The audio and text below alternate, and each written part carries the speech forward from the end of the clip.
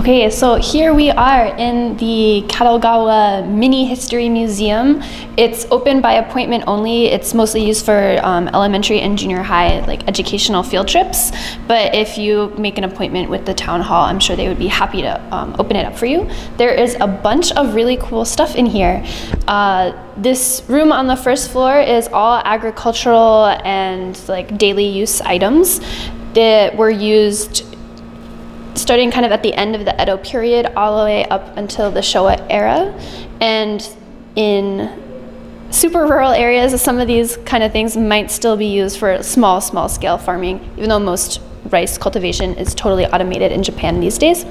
So these are really important items to everyone's daily life up until about 40 years ago. So it's kind of cool. So behind me, you can see a bunch of rice carrying and rice farming tools. We have a bunch of baskets of varying types. These ones over here are called soraguchi, so they have open mouths on top, and you could carry these on your back, and they were used for transporting rice.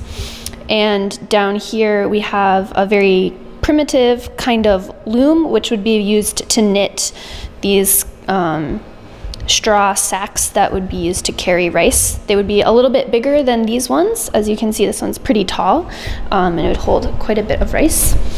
And some also super traditional Japanese clothing. We have a kind of umbrella-like hat that you would wear on your head when it's raining, and also a straw cape, which would be kind of like a rain jacket that you would wear when the weather turned nasty and you were stuck out in the rice fields. Okay, and all around the museum, they have printouts of old Edo era prints, so you can see depictions of people using these exact tools in the past. And then there's also blow-ups of pictures showing how different activities are done in Kadogawa today.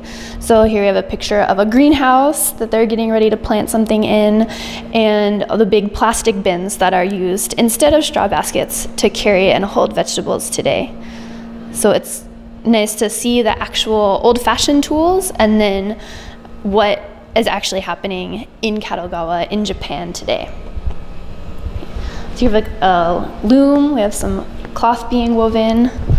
So this area is all like textile creation tools. Over here we have more agricultural implements. We have a like plow attachment to till the soil, a bunch of hoes. This wooden tool would have been used to move water from lower elevation rice paddies up to a higher one, which you would have to do by hand. So it'd be hard work. And here we have, looks like a saddle and another plow for making furrows to plant the rice or other crops in.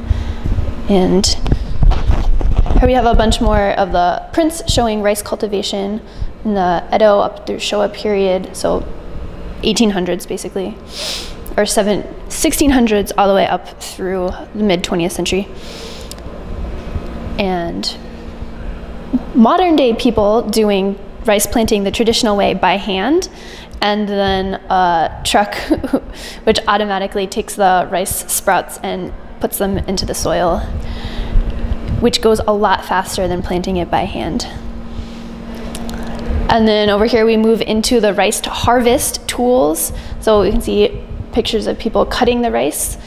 Rice cutting is called inekari, and it usually happens towards the end of the summer into the fall, because rice pretty much is planted early spring and then grows all summer and is harvested in the fall, at least in this part of Japan.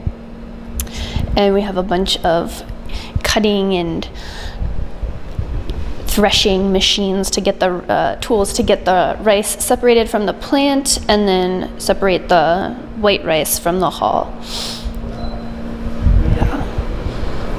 So almost everything is made of wood here. Metal is used, but things are pretty much wood or woven from straw.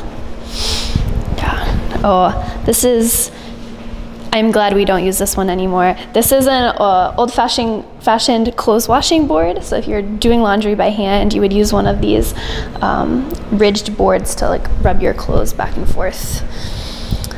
I just got a new washing machine, so I'm really happy it's a machine and not that wooden board. So yeah. So there's lots of awesome stuff in here. If you come to Kadogawa, definitely try and come here because it's pretty cool.